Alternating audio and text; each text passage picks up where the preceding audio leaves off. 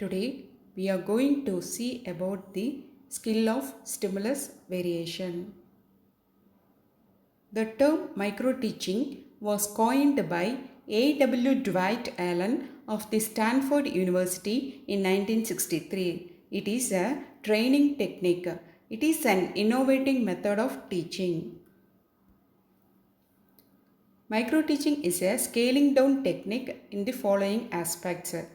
The class is reduced to 5 to 10 pupils. Time is reduced from 30 minutes to 5 minutes. Size of the content is reduced. Only one teaching skill is practiced at a time.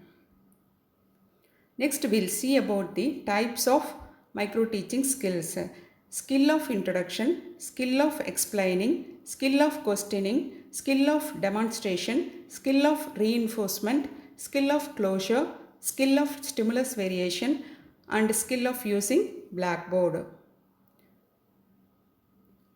Skill of stimulus variation. It is concerned with the changes or variations in teaching style to avoid the boredom of the students. It involves deliberate change in attention drawing behavior of the teacher in order to secure and sustain the students' attention to what is being taught. Next, we are going to see about the components of skill of stimulus variation. Teacher's movement, teacher's gestures, changes in speech pattern, silence or pause, change in audiovisual sequence, varying methodology, variation in questioning, focusing, varying of nonverbal gestures, student movement, variation in sensory channels, oral visual switching, and variation in interaction style. Let's see the components of skill of stimulus variation one by one. First one is teacher's movement. Varying movements within the classroom for pedagogic purpose.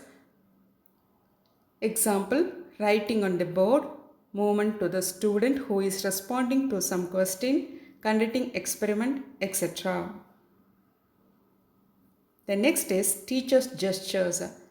The purposeful movements of the teacher, the parts of the body of the teacher to communicate certain meaningful ideas to the students. These include movement of head, hand, body parts in order to make the student more attentive. The next is the changes in speech pattern, silence or pause. This is the use of pitch in voice projection to indicate relative importance of information. These include variation in volume or accent of voice to avoid the boredom of the students. Next is change in audiovisual sequence. Continuous change in the sequence of using audiovisual aids concentrates the attention of the pupil upon the teacher. The teacher may use visual, audio, and sometimes audiovisual materials. The next is the varying methodology. The teacher uses different methodologies. Example, combining use of demonstration, group work, individual projects, dramatization, and giving students opportunities to write, read, speak, etc. The next is the variation in questioning. Questions should be varied from low to higher order questions. The next type is the focusing. It is used to concentrate the attention of the students on some specific point or event.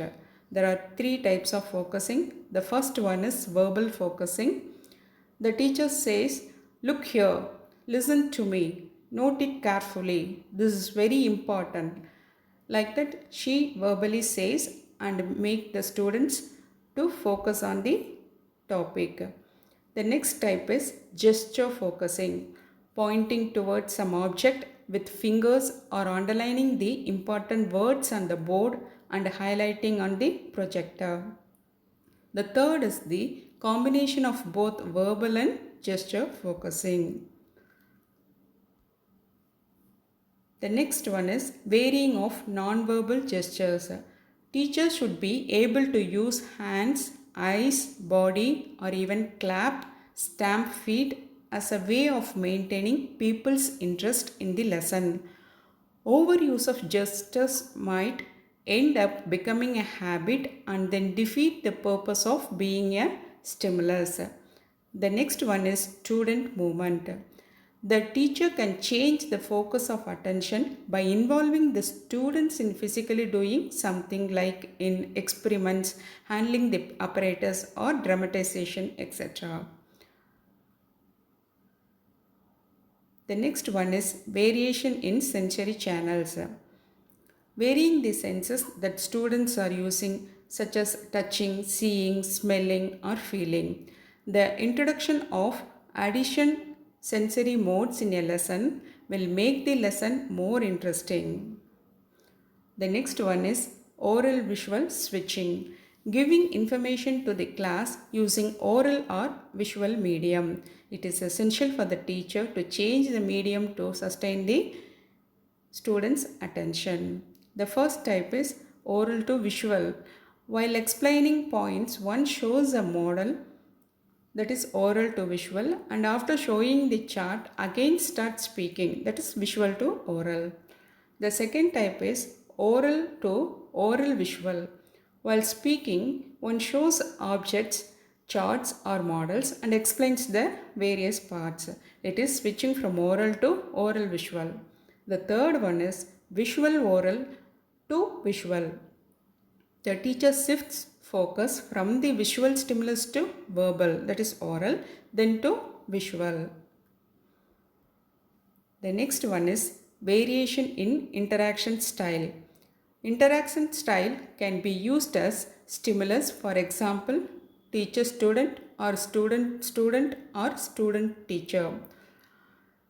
The first type is teacher students interaction style. The teacher has a dialogue with the whole class, communicates to the students as a whole, not to individual student. Teacher, the second one is teacher student interaction style. Here the teacher has a dialogue with a certain student or a specific student and she is not communicating to the whole class. Then third type is students interaction style. Here the teacher is not involving it with the student activities. She is functioning as an observer. She lets the students discuss in groups. The sources and images are taken from the internet. Thank you.